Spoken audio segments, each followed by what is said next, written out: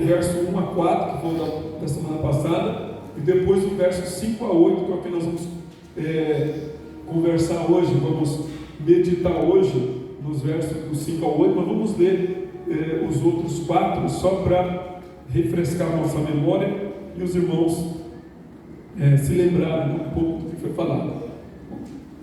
Não tem? Filipenses 2 e 1. Filipenses 2, 1, vamos até o 8.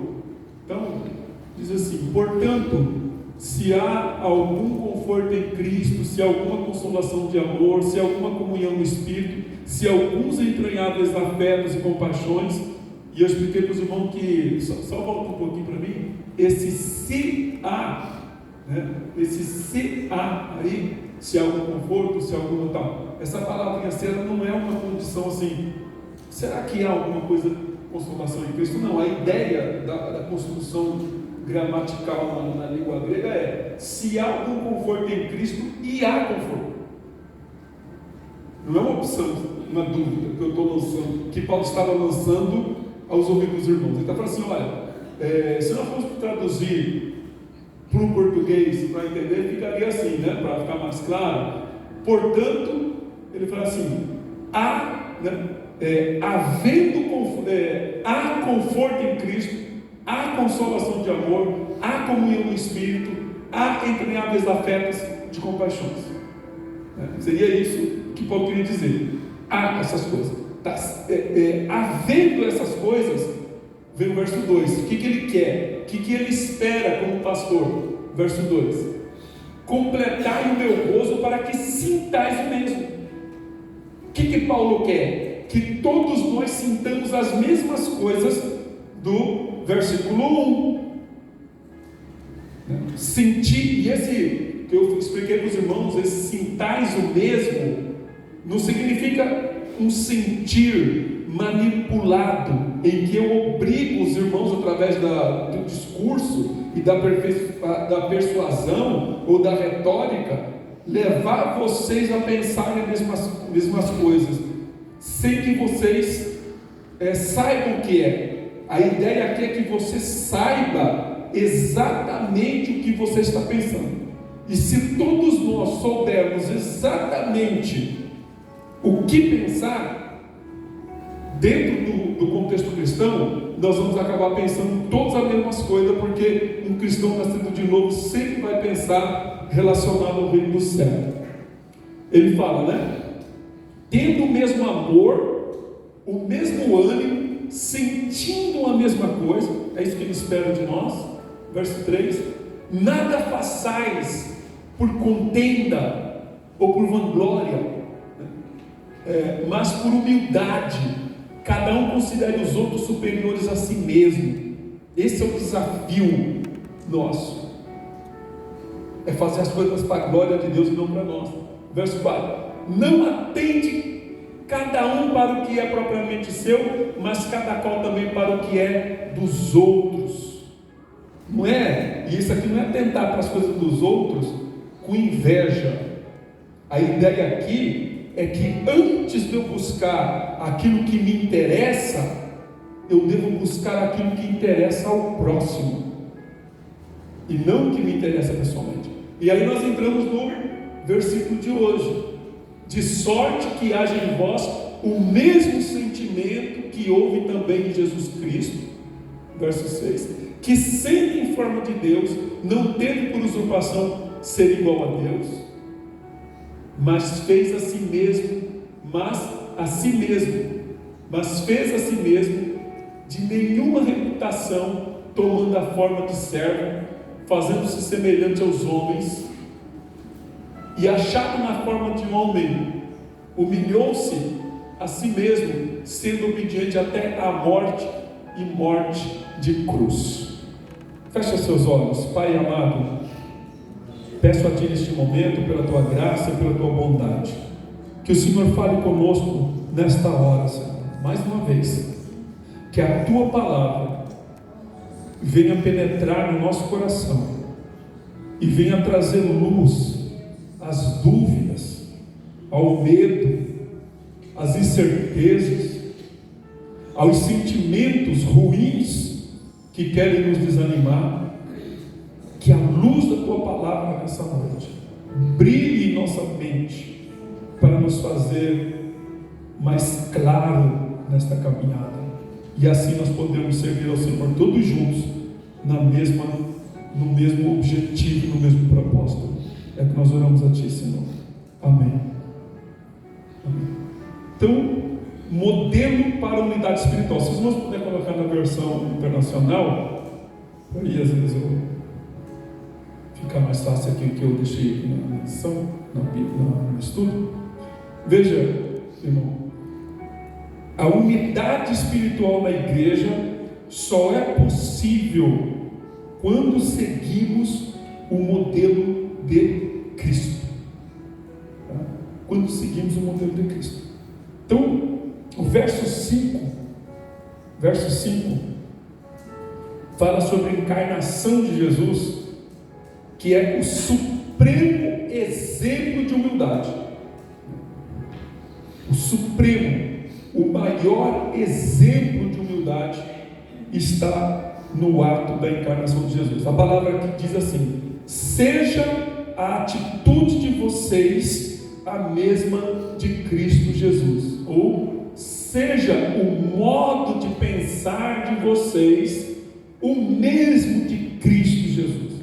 E aqui eu preciso fazer também um entre parênteses nessa palavra, modo de pensar ou a atitude. É uma palavra grega chamada frônesis ou fronema. E ela nos leva, essa palavra, ela vai nos levar, num certo sentido, a desafiar três dilemas da vida humana. Três dilemas. O primeiro dilema da vida humana é o que a gente chama de autorreferência. Autorreferência. O que significa isso? É aquela pessoa que ela procura atender às expectativas dos outros. Ela quer agradar o pai, ela quer agradar a mãe, ela vive em função de ser aquilo que o seu pai quer que ele seja, ser o que a mãe quer que ele seja. Então às vezes o pai quer que o filho seja médico, ou quer que o filho seja advogado, e às vezes o filho ele trabalha a vida toda para ser aquilo que o pai quer que ele seja, ou que a mãe quer que ele seja, ou que alguém quer que ele seja. E a pessoa, ela vai se esforçar, ela vai batalhar, e ela vai se frustrar na vida, porque nós nunca vamos conseguir atender as expectativas dos outros. Então isso é um tipo de pessoas, aquelas pessoas que estão dentro da igreja, que a preocupação dela é agradar os outros, porque ela tem os outros, o referencial é os outros, ela se acha importante se ela estiver agradando os outros. Tem um outro dilema então, aquelas pessoas que ignoram os outros, não quero saber, eu não quero fazer a vontade dos outros, eu quero fazer então a minha vontade. É o que a gente chama de ego-referência. Quer saber de uma coisa? Eu não estou aqui para fazer o que os outros querem, eu vou fazer o que eu quero. Eu vou estudar o que eu quero, eu vou viajar para onde eu quero, vou atender às minhas necessidades. Se a primeira deixa a pessoa escrava de uma situação, de uma circunstância, essa segunda também deixa você escravo, porque você vai magoar pessoas para querer ser o que você quer ser. E tem a terceira alternativa, que nós chamamos de teorreferência, que é ser o que Deus quer que você seja. Ser o que Deus quer que você seja.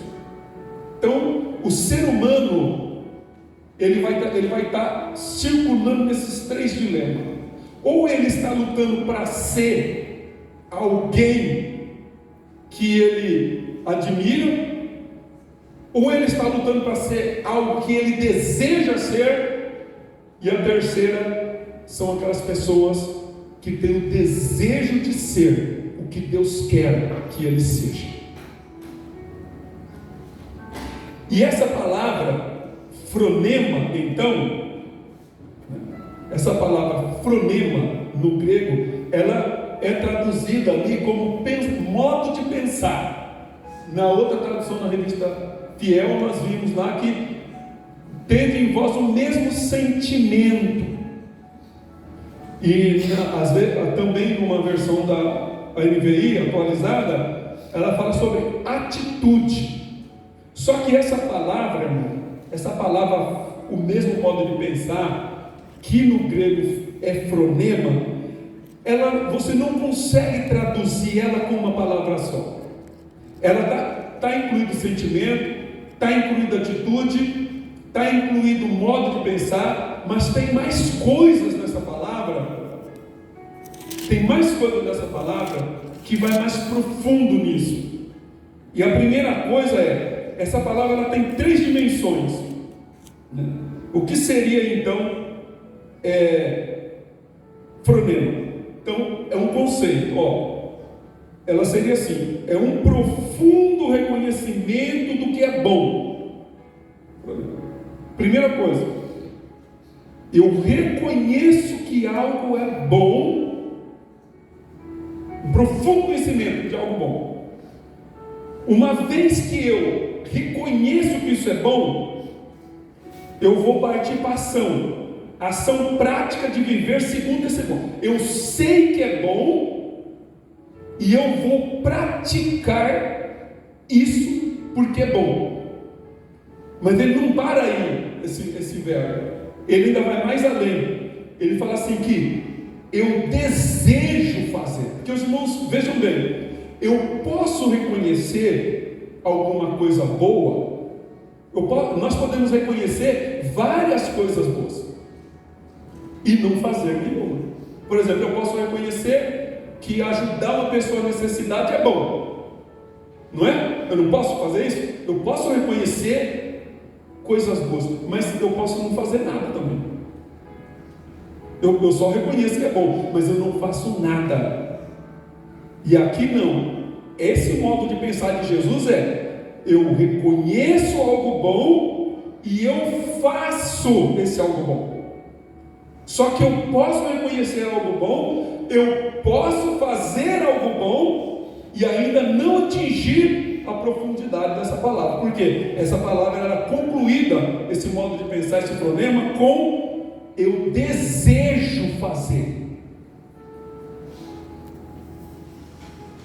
Então, quando Paulo está falando aqui de modo que seja o modo de pensar de vocês o mesmo de Jesus, ele está dizendo que Jesus reconheceu que era bom ele fazer, ele veio fazer, porque Jesus reconheceu que nos salvar era bom. Ele podia simplesmente reconhecer e não fazer nada, mas ele fez. Ele veio aqui morrer por nós na cruz. Ele praticou ação. O ato de Jesus se encarnar e morrer na cruz foi um ato bom. Só que vai mais além ainda. Jesus desejou isto. Jesus desejou. Então ele reconheceu, Nós vemos então em Jesus um reconhecimento do bem de nos salvar, a ação de Jesus de morrer por nós e a vontade genuína de buscar a vontade de Deus. É isso que Paulo está pedindo de mim e de você. Irmão, se eu perguntar para todos assim, frequentar os cultos da igreja e ter comunhão com os irmãos é bom? É bom ou ruim?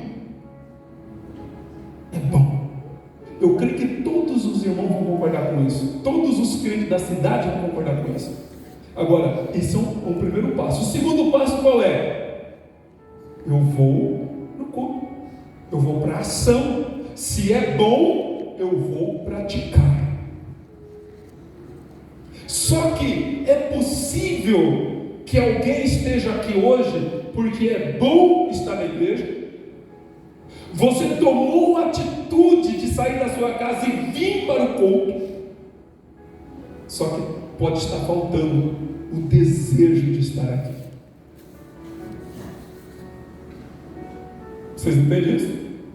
Você pode estar aqui porque é bom, você agiu, se preparou para vir aqui, colocou em ação, mas você pode não ter desejo de estar aqui, e aí você não está tendo o mesmo modo de pensar de Jesus. Porque o mesmo modo de pensar de Jesus ele pensaria assim: estar no culto é bom, eu vou até o culto, eu quero estar no culto, eu desejo estar no culto. É isso que Paulo está falando, só que haja o mesmo modo de pensar. E isso, irmão, serve para tudo na nossa vida, tá? Eu estou me relacionando aqui ao âmbito de culto. Mas seja na escola, seja no seu trabalho, seja dentro de casa, a missão do cristão é fazer, primeira coisa, um reconhecimento do que é bom e do que é ruim. Estudar é bom ou é ruim? É bom, estudar é bom. Todos concordam. Agora, se é bom, eu preciso partir para a ação. Eu tenho que ler livros, eu tenho que fazer exercício, eu tenho que ir para a escola, não é? É bom. Só que além disso, eu tenho que desejar ir para a escola. Sabe por que muitas pessoas não gostam de ir para a escola? Porque as crianças, os pais já colocam na cabeça das crianças uma crise de identidade desde pequena. Porque quando você chega com uma criança, irmão, e fala assim: você precisa estudar para ser alguém na vida. Quanto já ouviu essa expressão? Você precisa estudar para ser alguém na vida. Você está sugerindo inconscientemente que o seu filho não é ninguém se não estudar. É verdade isso?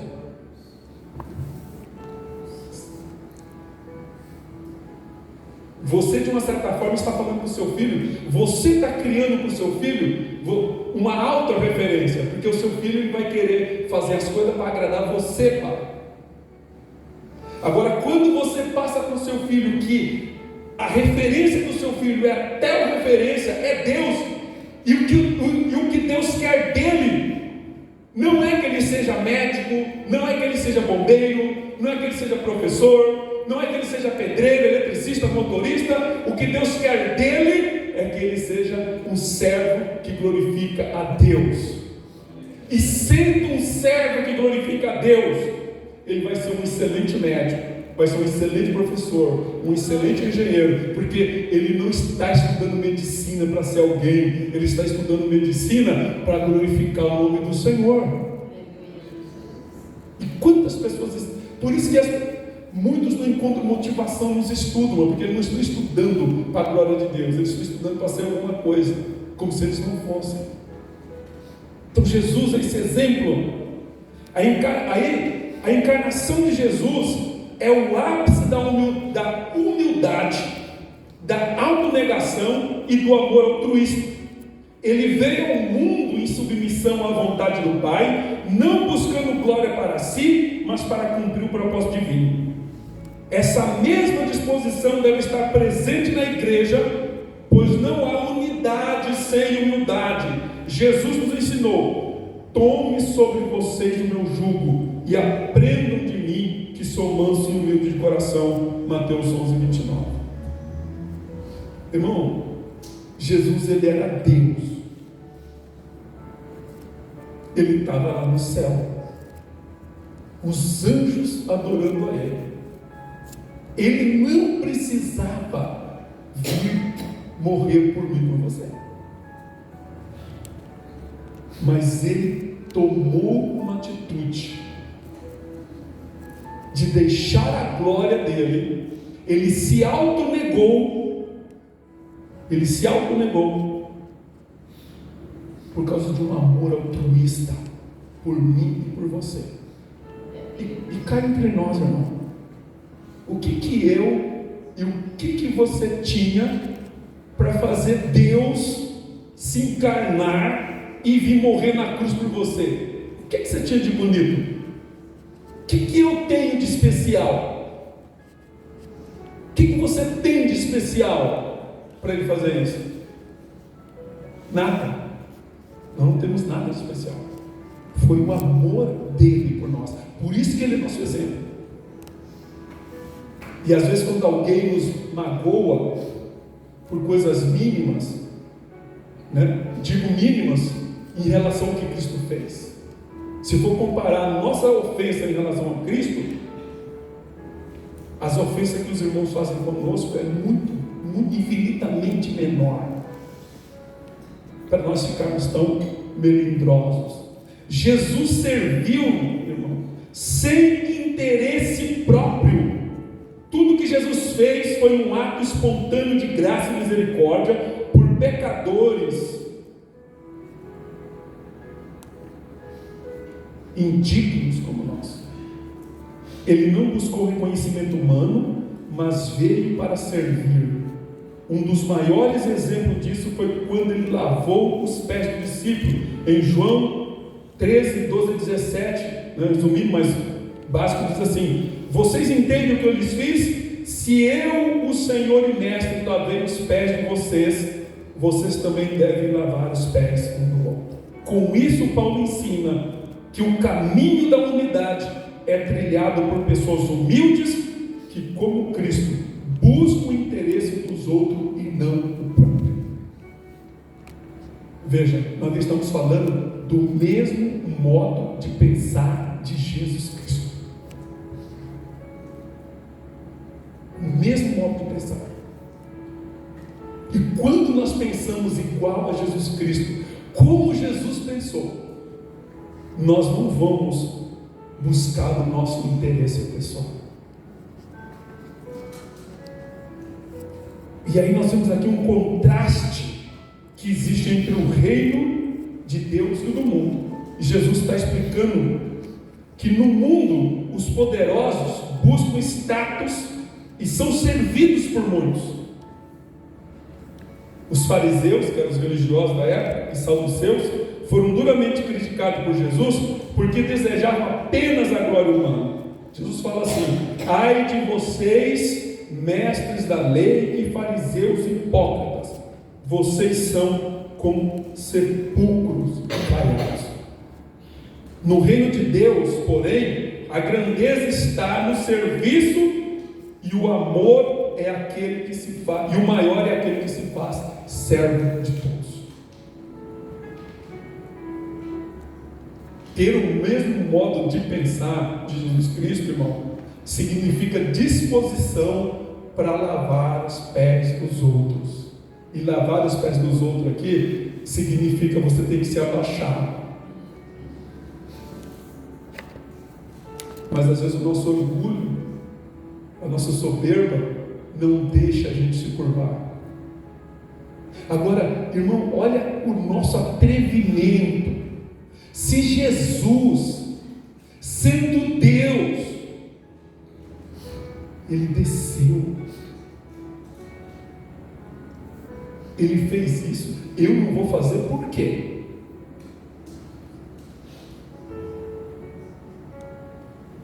Nenhum cristão deve desejar viver de forma diferente do exemplo que Cristo deixou. Ele nos ensinou a servir uns aos outros sem distinção. Que nossa atitude seja como a dele, promovendo unidade por meio da humildade e do serviço.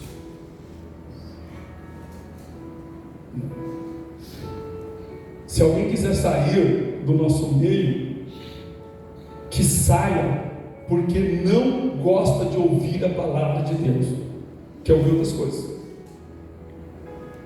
mas não porque nós fomos pessoas arrogantes com ela, não porque nós somos soberbos com essas pessoas. Elas podem sair e falar: olha, eu não fiquei lá porque eu não gosto, é muito ensino, é muito estudo, não quero ficar. Não porque nós falhamos. Aí você está que não suporta, porque ele é mal educado, é grosso, é estúpido. Não, muita gente abandonou Jesus, irmão, mas não abandonou Jesus porque Jesus foi ruim com eles, é porque eles não suportavam ouvir a verdade. Veja a exaltada posição de Jesus. Fala assim, no verso 6: de sorte que haja em vós o mesmo modo de pensar, né? Que apesar de ser, né? Que embora sendo Deus, não considerou que o ser igual a Deus era algo que se devia apegar-se. Que apesar de ser Deus, não considerou que a sua igualdade com Deus era algo que deveria ser usado como vantagem. Tudo que Jesus fez aqui na terra, Ele não fez como muita gente pensa, mas Jesus, Ele era Deus, né? Então, tipo assim, Ele tinha uma vantagem que a gente não tem. Alguém pensa assim, Jesus tinha uma vantagem, né? Vamos falar, irmão, a menos que a Bíblia esteja mentindo, Ele não considerou que a sua igualdade com Deus era algo que deveria ser usado como vantagem. Aleluia. Isso quer dizer que Jesus passou por essa terra do mesmo jeito que eu e você passou. Aleluia. Ele mamou em Maria, Maria limpou ele, alimentou ele, ensinou ele a falar, ensinou ele a se vestir, como qualquer um dos pais aqui faz com seus filhos. E agora pensa, o Deus que criou o universo, que criou todas as coisas, está lá dentro de uma carpintaria, aprendendo com José como fazer uma canga de boi, porque ele não fazia móveis nada, não. Carpintaria naquele tempo a gente pensa que Jesus era carpinteiro, que fazia casa. Não, ele fazia canga, né? Canga de animal, arado de animal. Era esse o tipo de carpintaria que tinha lá. Não era carpintaria de fazer casa, fazer móvel, não era marceneiro. Mas vocês pensam, a pessoa que criou a madeira está ali aprendendo a usar a madeira para fazer um objeto. E Jesus teve que aprender literalmente. Ele teve que aprender literalmente, aprender do zero. E cá entre nós, ele aprendeu, Jesus teve que aprender a ler. Ele teve que aprender a estudar, mesmo sendo Deus. Ele não usou essa vantagem. A gente usa da carteirada, né?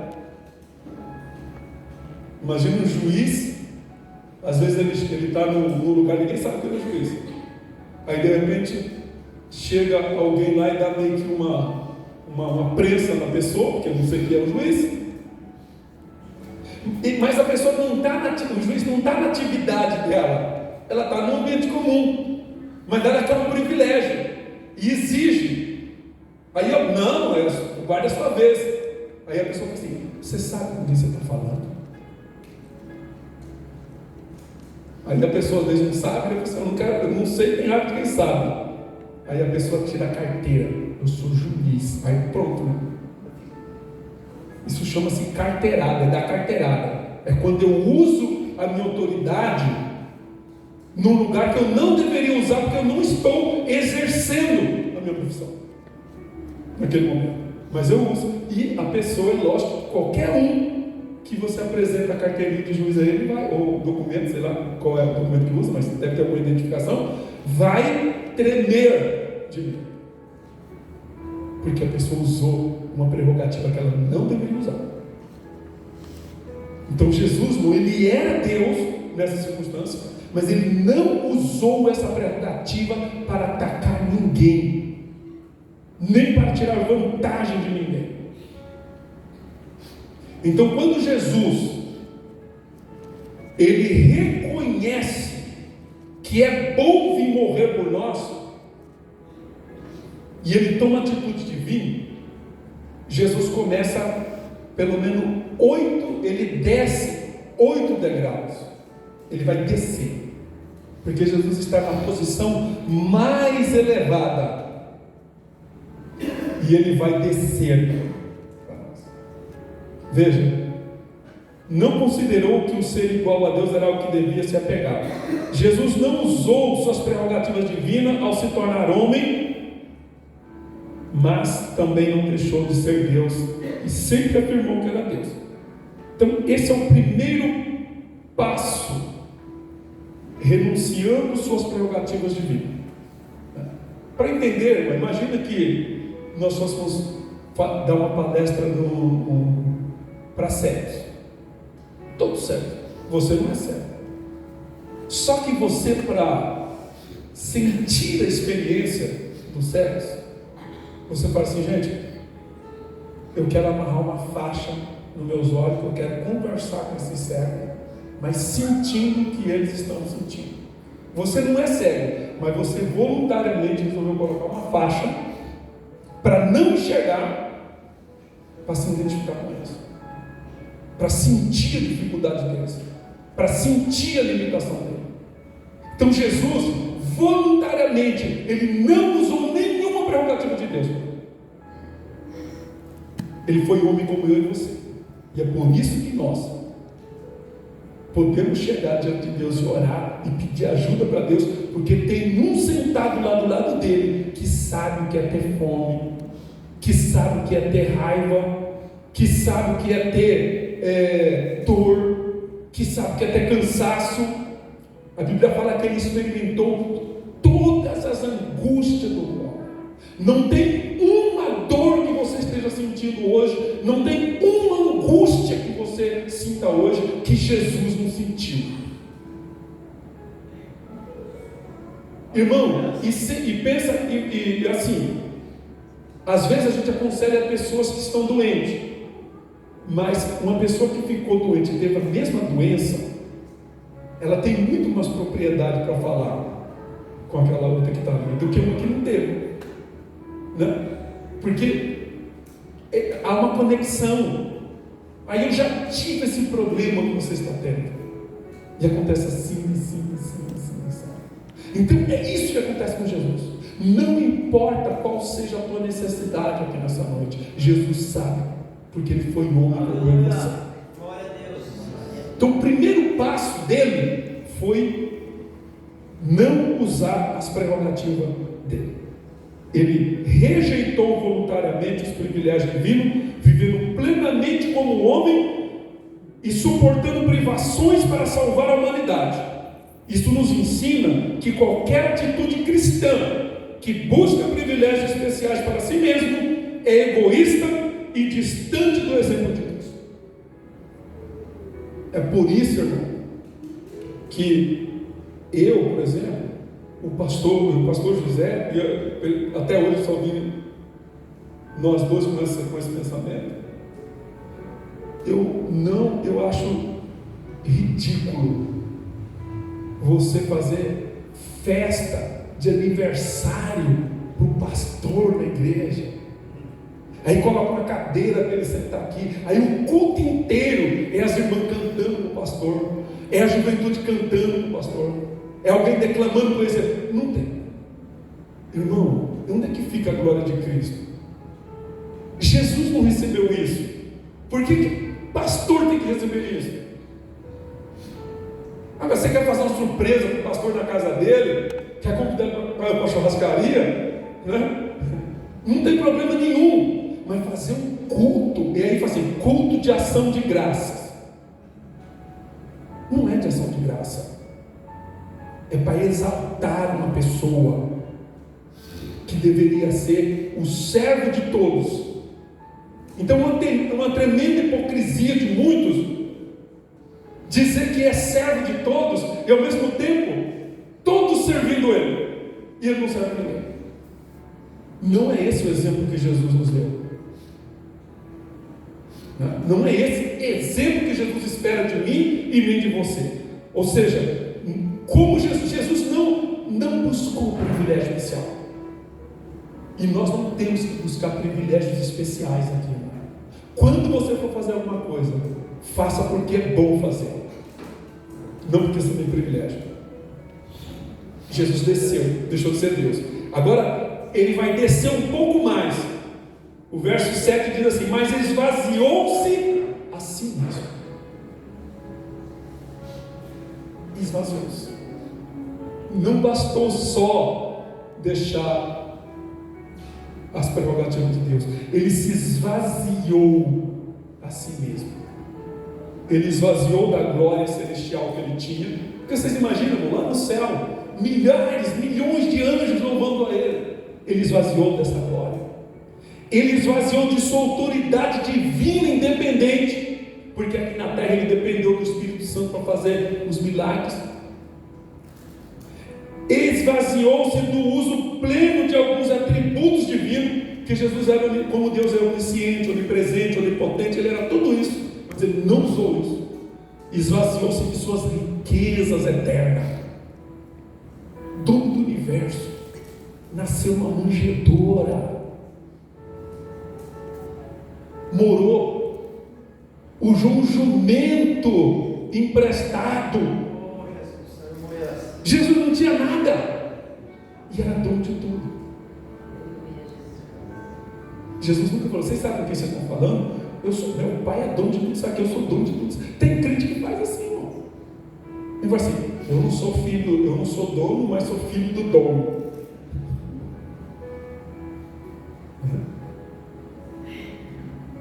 Você consegue enxergar como Jesus fez isso?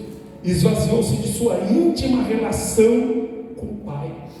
Jesus tinha uma intimidade com Deus, e ele deixou essa intimidade, porque lá na cruz Deus abandonou ele. Pode acontecer o que for comigo e com você, Deus nunca vai nos abandonar, mas Jesus ele abandonou. Por quê? Porque era bom para quem? Para Jesus? Não, era bom para mim e para você. Nem tudo que você vai fazer na igreja, irmão, é bom para você, mas você faz porque é bom para os outros e você quer fazer. Quantos pais aqui às vezes levantam de madrugada para trabalhar? É bom ficar levantando de madrugada para trabalhar? Não, não é bom, mas é bom para os filhos. Então eu vou fazer isso por causa dos meus filhos. Então Jesus se esvaziou. E quando ele se esvaziou, o verso 7 ainda diz assim: vindo a ser servo. Antes esvaziou-se a si mesmo, assumindo a forma de servo. Essa palavra servo, o grego tinha várias palavras para servo. Tinha um servo que servia como um diácono, um servo paidagogos que levava as crianças para a escola. Então você tinha vários níveis. Esse nome de servo aqui no grego, ele é doulos. E doulos, irmão, na escala social, ele é o último lá embaixo. Não tem um servo inferior a esse servo aí. Não tem um servo inferior a doulos. Doulos é o último. Vocês têm uma ideia? Era papel desse servo, quando as visitas chegavam na casa do seu dono, esse servo tinha vários outros servos, mas com cargos diferentes, mas esse servo, ele era o responsável para lavar os pés das visitas, porque era o serviço mais ralé que tinha. É essa forma de servo que Jesus tomou. Ele baixou, né? O quarto passo nessa descida de Jesus, veja, ele esvaziou-se a si mesmo, assumindo a forma de servo, tornando-se semelhante aos homens. Isso quer dizer que Jesus experimentou todas as limitações humanas e pode nos ajudar em qualquer situação. Semelhante. Então, veja que ser humano é ser vazio, porque ele se esvaziou tomando a nossa forma. O quinto passo nessa descida diz assim: sendo tratado como homem, no verso 8, sendo encontrado em figura humana, ele foi rejeitado, criticado, desacreditado, entendendo o sofrimento humano. Ele se achou, e sendo encontrado em forma humana, ninguém deu valor para ele. Não, porque todas as pessoas são iguais. Você não sabe quem é rico e quem é pobre, mas tem alguém que ele quer demonstrar o poderio dele. Mas humanamente falando, são todos iguais. Você vai lá no cemitério, a diferença que tem lá no cemitério é que o rico é sepultado num caixão que custa, vamos supor, 100 mil reais, e o pobre nunca custa 1.000 reais. Não tem diferença nenhuma. É um ser humano como outro qualquer. E ele, Jesus, foi encontrado nesse ponto. O sexto passo: humilhou-se a si mesmo, né? Humilhou-se a si mesmo.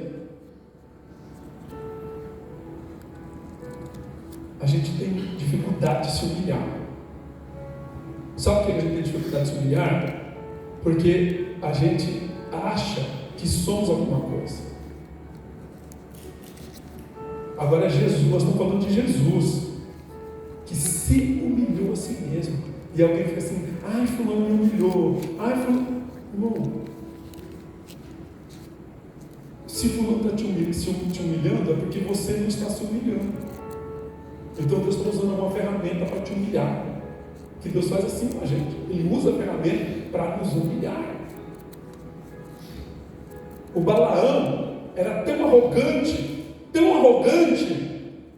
que Deus teve que usar uma jumenta para humilhar Balaão. É ou não é? Naquele momento, irmão, o Balaão estava numa situação inferior a uma jumenta. Que a jumenta estava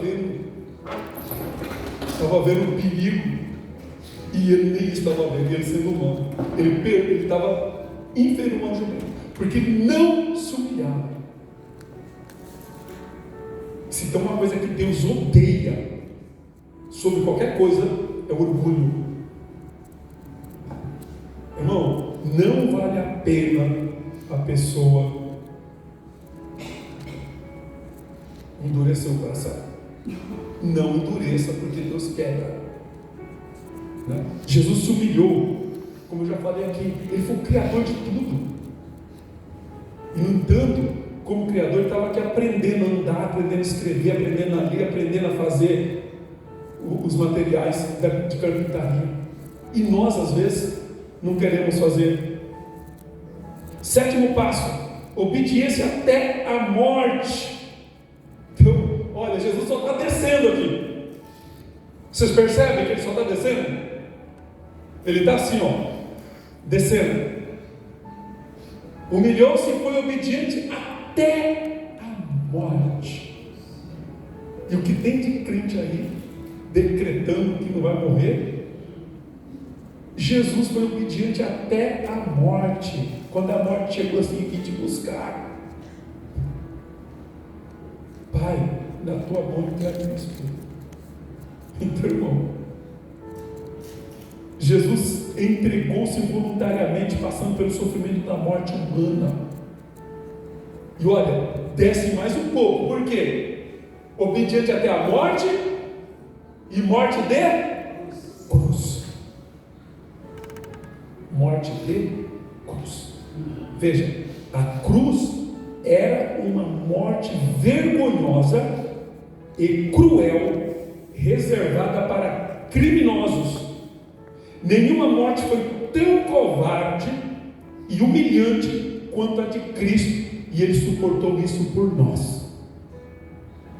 A crucificação foi extremamente reconhecida na antiga Roma como uma forma mais brutal e humilhante de execução.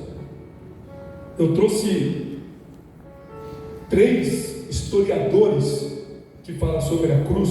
O primeiro é o orador Cícero. Ele viveu no ano 106 a 43 a.C. E em uma obra dele, ele fala assim: Cícero escreve sobre a crucificação como sendo uma morte particularmente desprezível. Ele fala assim: a crueldade do castigo é tal que alguém não deve considerar a crucificação um castigo, mas um escárnio. Ele se refere ao processo de crucificação como algo tão desumano que é mais uma vergonha do que uma punição formal. Morrer na cruz não era considerado nem castigo, era pior, era um escárnio. Flávio Josefo, esse historiador judeu, ele viveu no ano 37, ele nasceu do ano 37 ao ano 100. Ele diz assim: a crucificação não é apenas uma dor imensa, é um espetáculo extraordinário aos olhos de qualquer um que se oponha à vida como digna. A morte na cruz é uma das mais cruéis e humilhantes, sendo um sofrimento que os romanos reservam para os bandidos, os escravos, os traidores, os criminosos. E ele destaca a natureza cruel e pública da execução, que causava não apenas dor física, mas vergonha pública. Foi isso que Jesus passou por mim e por você. E por muito menos a gente fica emburrado, né? Por muito menos. Não dá nem para comparar, né, irmão? O que Jesus fez por mim e por você, e nós não estamos dispostos a fazer pelos nossos irmãos. Sêneca era um escravo. Para os irmãos terem uma ideia, né, das classificações de escravo. Ele era um escravo, mas não era um escravo doulo. Ele era um filósofo. E em uma das cartas dele ele diz assim: eu vejo na cruz um castigo que é tão violento que, se alguém for condenado a essa morte, toda a dor da vida se junta nela. Ter o mesmo modo de pensar, ter a frônese de Jesus Cristo. Então reconheça o que é bom, faça o que é bom e deseje fazer o que é bom, porque, irmão, Jesus reconheceu que passar por tudo isso aqui, eu pergunto para os irmãos, tudo isso que Jesus passou sendo Deus, aos nossos olhos é bom? O que vocês acham? É bom deixar a glória dele, tomar forma de um servo, morrer na cruz, aos nossos olhos, isso é bom, meu irmão? Mas quando não era bom, mas quando Jesus falou assim, Jesus reconheceu, é bom para o João, é bom para Esther, é bom para Michele, é bom para Adriano, é bom para o Jean, é bom para eles. E ele podia só ficar nisso. É bom. Então é bom. É bom. Não ficou só nisso. Ele falou assim: então eu vou resgatar isso. Eu vou fazer isso. Mas ele não vê assim: tá bom. É bom, não tem outro jeito, eu vou lá fazer. Não. Eu quero, eu desejo fazer isso por ele. Então, irmão, nunca faça alguma coisa para os outros porque é bom para você. Faça porque é bom para o outro. Isso é teu mesmo modo de pensar de Jesus. Eu encerro. A unidade espiritual na igreja só é possível quando seguimos o modelo de Cristo, que, sendo Deus, esvaziou-se de sua glória, assumiu a forma humana e humilhou-se até a morte de cruz para resgatar pecadores. Sua encarnação exemplifica a humildade suprema, servindo sem buscar reconhecimento e promovendo a comunhão entre os crentes. Ele rejeitou privilégios, fez-se servo e passou por sucessivas humilhações, demonstrando que a grandeza do reino de Deus se manifesta no serviço e na obediência. Como cristãos, devemos abandonar qualquer desejo de glória pessoal e seguir seu exemplo, vivendo para servir e promover a unidade no corpo de Cristo. Convido os irmãos de pé para nós fazermos uma oração.